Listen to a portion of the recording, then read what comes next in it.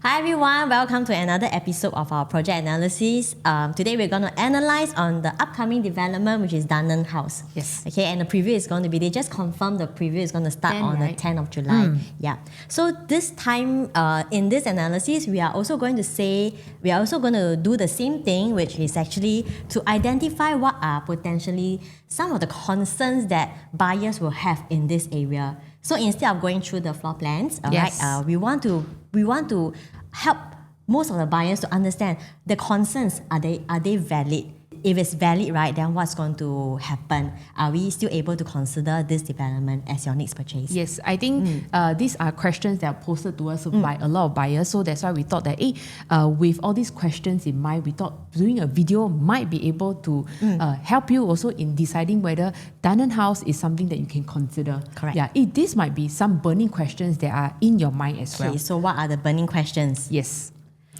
So first, is it true that this area in Bukit Timah area, the new launches don't profit. Like we're talking about Laurel Green, 4th Avenue, places most like this. recent ones. Yes, that they don't profit. Is it true? I think we will zoom down into some numbers to show you past and present.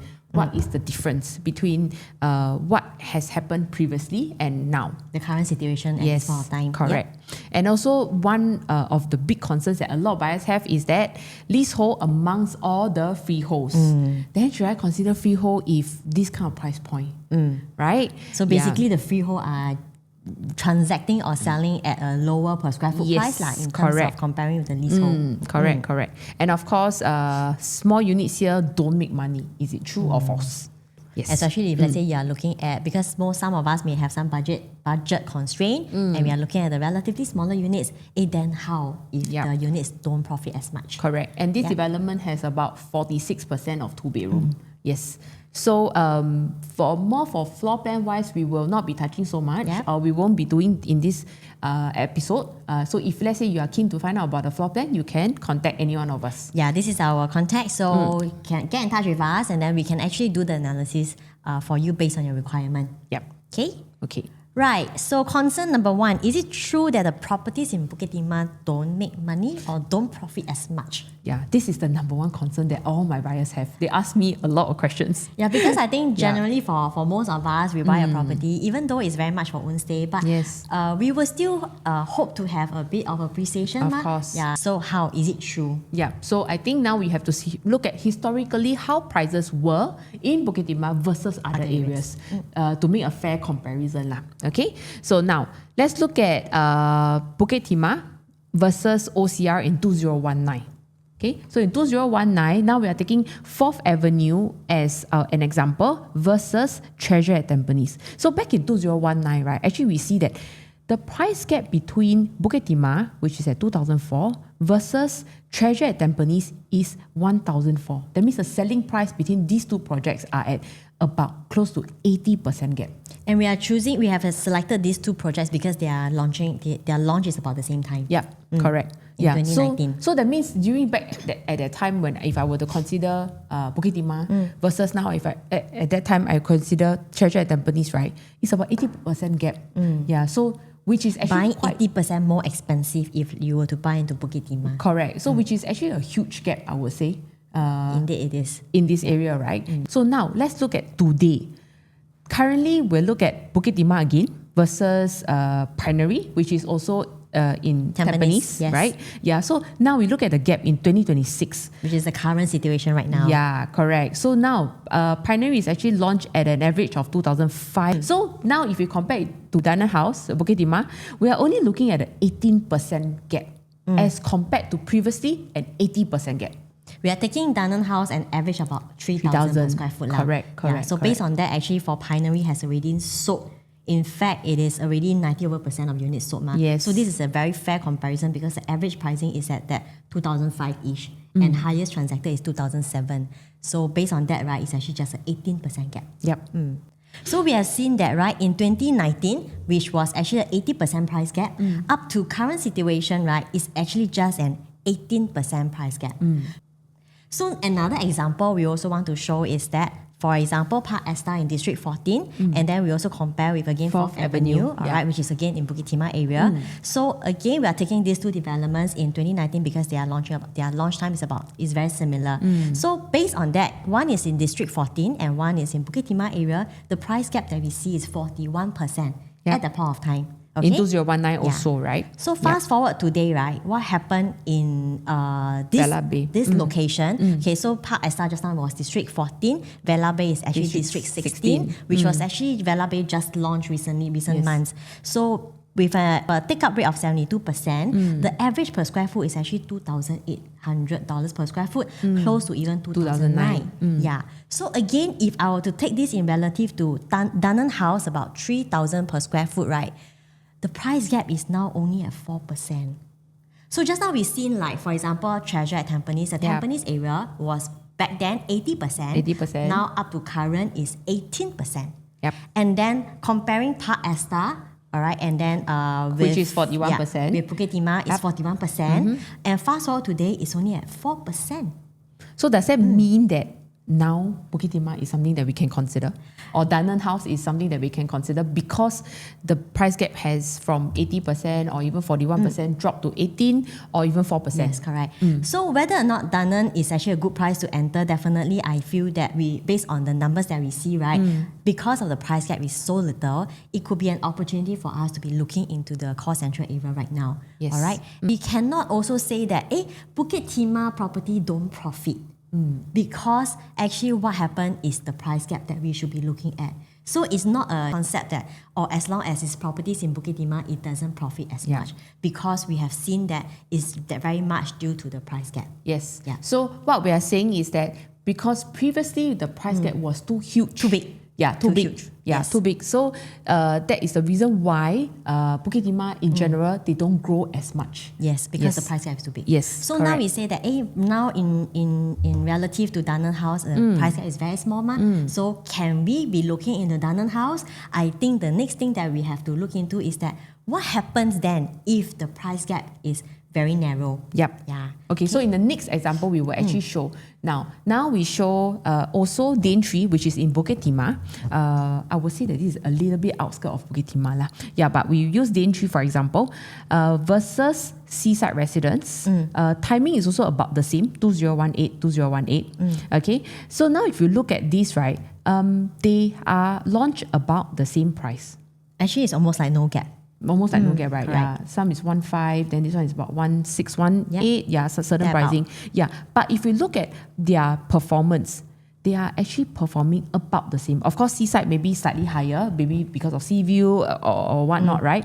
Yeah, but if you look at the profit that they are making, is about the same or very close. As compared to what we have seen when it's a huge price gap, they don't profit that much.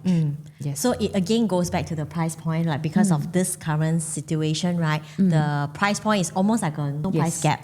So that's the reason why we can see that the appreciation of properties in both areas, actually they are equally the same. Yep. Yeah.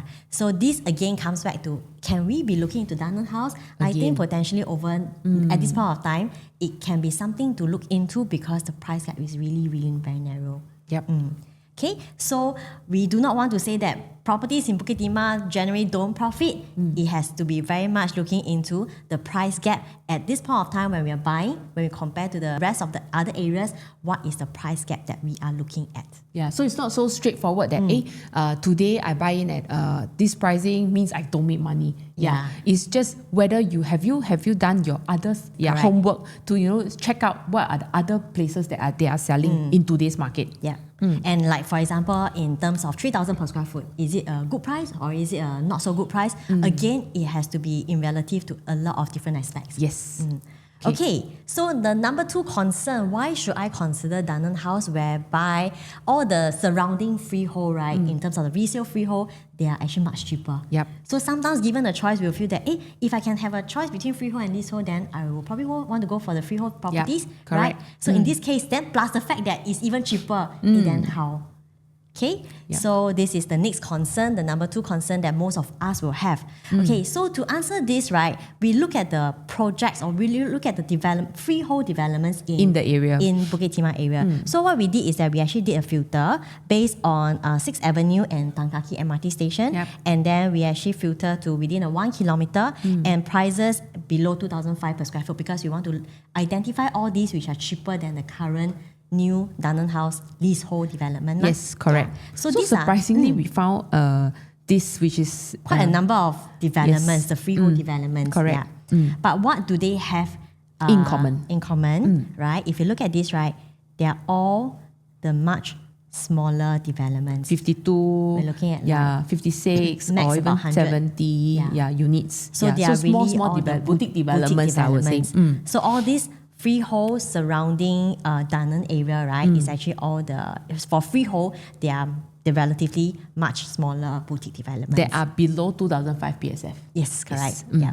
Okay, so then now we extract one of the example. This is actually Asana. All right, it's actually freehold TOP in 2019. Yep. Okay, so we want to see, then again, we want to see the price gap between this freehold development, which is actually a Versus? small freehold development, versus Dunearn House, which is a which leasehold. will probably launch at 3,000 PSF. Yes, correct. So now, So Asana right now transacted price is around that 2.4 to 2.5 each per square foot.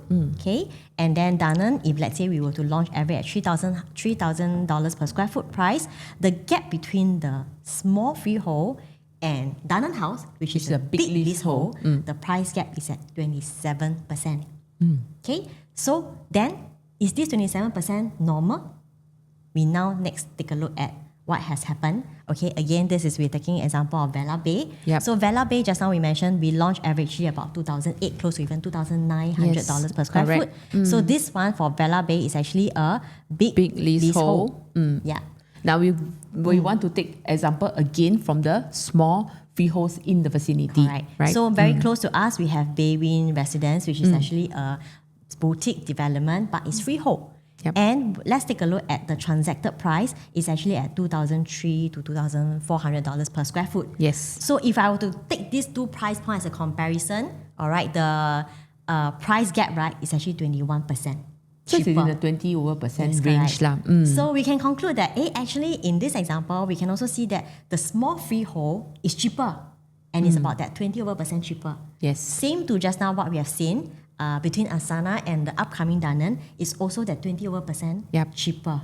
So small freehold 20% cheaper than the new big leasehold development. Yes, correct. So that means we not only want to compare in terms of PSF wise, we also want to compare in terms of percentage. Is this a normal range? So what is a normal range? It can be 10, 20 or even 30. So in this example, it clearly shows us that 20+% is a normal It's a norm, range. yeah. It is normal that surrounding freehold can be cheaper than your current leasehold. Yes. But we must also understand that all these are the much smaller Developments. They are more of the boutique developments. Yes, correct. And in terms of landscaping, in terms of facilities, definitely it will be much more constrained. You don't have so much to enjoy. And this also could be one of the reasons that contributes to the price point being lower than a leasehold development. Yep. Okay, so we have compared small freehold and big leasehold. Yes. So end day, we want to understand that actually the land size plays a big part in terms of the price point. What is Correct. the price that the buyers are willing to pay for? Yeah, because it's actually a much smaller development. Ma? Okay, so now we also want to know that, but if let's say today I have a big leasehold, okay, so we're taking seaside residence as an example. This is a big leasehold. Yep. Versus Amber Park, and this is a big freehold. Yep. Yeah, so now, just now we compared the small freehold already, but now we want to see big freehold. So So putting that's these two big side by side. leasehold versus big freehold. Yes, correct. Yeah. So what has happened? Yep. So now if you look at this, right, the chart actually clearly tells us that there is a 30% gap. So that means selling at 2004 versus 2008. Right? So as in comparison to those other examples, which is small freehold and big leasehold, it's about a 20% gap. Yes. Now when we see big and big, it's about 30% gap. And this is normal because it's accepted by buyers. Correct. And this is big freehold more expensive than a big leasehold. So it's actually the opposite. Yeah. So it's again very much depending on the land size, depending on the size of the development. Because buyers are definitely be more willing to pay for a premium for a big freehold development. Yeah. So this is how we want to compare between the freehold price and the leasehold price. It's not just as straightforward to say that, oh, freehold cheaper, then I can go into freehold. Yep. Or correct. if let's say I want to, if I compare saying that, oh, leasehold is cheaper, so definitely it's a better opportunity to get into a leasehold development. But we also must look at the price point at the point of time if you have comparison surrounding it. Yep. So if you look at from the start of the video until today, right, until now, we are actually comparing about the price gap in terms of percentage. Yes, correct. Yeah. So this is something that if you are doing your own comparison, percentage plays a very important part. It's just not numbers. Like let's say for example, freehold at 2001 plus compared to today we are buying at 3000 PSF. Yeah. It's about the percentage that we are looking at. Yes, correct. And today, right, if let's say we have this both example, right, but the freehold, big freehold is same price as the big leasehold, then definitely something is not right already. Because in this example, we have already know that big freehold is definitely a higher price gap, higher price point. Correct. Yeah, if it's a big freehold which is cheaper or same price, then we have to very much look into it. It will be a very interesting comparison already. Then maybe I really will consider the big But freehold. I don't think this will ever happen because developers they are also will also do their homework in terms of pricing their big freehold or whichever developments that they have. Yep. Okay, but this is just to share that it is really not just about the freehold, the leasehold. A lot of factors comes into play as well. Yes. Okay. Now the concern number 3 is that 2-bedroom units don't profit. in this region. Like we're talking about now, we want to zoom down into looking Maybe at have lah, but not so much. yeah, maybe and especially in some areas, some 2 bedrooms really do profit quite a fair bit. But in this concern number 3, which is actually voiced out by a lot of our buyers, told us that 2 bedrooms in this area don't profit. let Is us it show you. true? Yeah. Okay. So we will be taking examples for like Royal Green, 4th Avenue Correct. to actually show why. Okay, Yeah. so first we have Royal Green. All right, so Royal Green, we can see that this is actually a 2-bedroom. These This are one all is the 2-bedroom. freehold, right? Yeah, correct. So then our average profit is about 60 over 1,000, 60, which 66K. definitely is not the most ideal numbers that we would like to look at lah in terms of the profit. Correct. All right. Next, we have 4th Avenue Residence. Again, this is actually a 2-bedroom, all the 2-bedroom transactions, and the profit is slightly better. About but 100K, still, close to 100K. Not a nice number to have in terms of the profit over a spread of about 4 to 5 years. So now the key thing now we want to highlight here is that if we look at 4th Avenue again, 4th Avenue Residence versus Royal Green, yes, the profit is very much similar, maybe less than 100K. Yeah, 100K, this is 99 and this is 66. So the one similarity that they both share is that the sizes are at the 600 plus to even 800 plus size. Whereas that's for Royal Green. And whereas for 4th Avenue is also about 600 plus to 700 plus. Yeah, so that means to say that in this area, the size really do matters in terms of the unit size. That means 600 plus to 700 plus is not something that buyers want to, has a demand for it, I would say. In this area, in the Bukit Timah area. Correct. Yeah. Because next example we will actually show you is also in the Bukit Timah area, which is Dunearn Residence. Their profit, first, we look at the size first. They are looking at about 1044 for a 2-bedroom. But if you zoom into the profit, the average profit here is about 400. So it's a vast disparity in terms of the profit that we're looking at. One is making less than 100,000 and this is making close to about 400,000. For Bukit Timah area, it is considered a very matured area in terms of the private developments. Yes. Because for Bukit Timah, it's always a lot of, that we don't have a lot of HDB to Correct. begin with, and it's a lot of private residential. Yes. And over there, because it's a very matured area, right, it's a lot of demand for the bigger size unit. Bigger 4 beds, even if you are a 2-bedroom. Yes, Because correct. probably I would say that because Bukit Timah is actually surrounded by what? GCBs, landeds, even large floor plates, condos. Yes, Yeah. correct. So naturally, if let's say I want to buy something for my children, Back into Bukit Timah area. yes, back in Bukit Timah area, I would, and I have, and my children or my kids has been living in this area, has been living in my house, such a big house for a long period of time. So if I go back, I see 700 square feet, I see 600 square feet. It's something that will not appeal to me. The buyers cannot accept the size lah. Yeah, correct. Yeah. So when they view like maybe Royal Green, then they view 4th Avenue, then after that, then they view Liden Residence. Hey, then this one 1044. Definitely they feel much better in terms of the space that they have. And that is the reason why the demand for the big size unit, right, is really there. So it's not about the bigger unit type like a 4 or 5 bedroom. Yep. It's about even a 2 bedroom but a bigger floor plate. Yes. That is where the demand is for the Bukit Timah area, as what we have shown in the examples over here, right? It really shows that for bigger size, definitely there's actually a better demand. That's the reason why buyers are able to willing to pay for a premium. Then Correct. that's how we can see the appreciation will comes in. Yes, 2.8 million for a 2 bedroom versus when I can actually pay 1.9 or even 1.7 for a 2 bedroom. I think the buying power is still very much there in Bukit Timah area. Correct. So then how? Right now, because for Dunearn development, definitely in today's context, right, the 2 bedroom are still generally the 600 to over 600, 700 square feet, which is not wrong because this is what most of the new homes sizes are like, Yes. which is actually the 600 to 700 square feet. Yep. So can we still be looking into the smaller floor plate for Dunearn House? Yep. So if you want to really look at Dunearn House, I would say that you cannot just buy and probably like maybe 4 to 5 years I want to exit. Because what we feel or what we think for Dunearn House is that we have to look at the overall transformation that is happening that's coming from Turf City. So which is upcoming HDBs that will probably be your future buyers. Upgraders lah. Yes. Because Dunearn House sits in the Turf City area. So what happened is that used to be the Turf City Yep. So there's no more Turf City right now. Yes. But Dunearn House is actually the first residential plot in this area.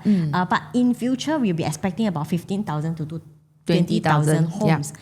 Comprises of both public and private, which is HDB and private lah. Yep. So what happened is that in a lot of developments, in a lot of new launch developments, we are seeing a lot of profiles from upgraders. Yes, but it can be upgraders for other areas. Let's say, for example, Sengkang, Punggol, or even because they have a lot of BTOs over there. Yes, So I correct. think next coming could be Tengah, because Tengah we have a lot of BTOs. Yep. So the next wave of buyers coming into upgrade, right, could be from District 23, the Tengah area. So for the smaller size unit, how we feel is that we would need to very much leverage on the potential upgraders later on in the Turf City area. Or maybe hopefully can tap into a little bit from the Tengah area, upgrading into the Bukit Timah area. But that will take a while, because even for Tengah, right, the BTOs, they just move in only, and then they need to have a minimum occupation period of five years, and that's the reason why if you were to look into a smaller unit, you will need a longer time if you want to materialize a higher profits. Yes.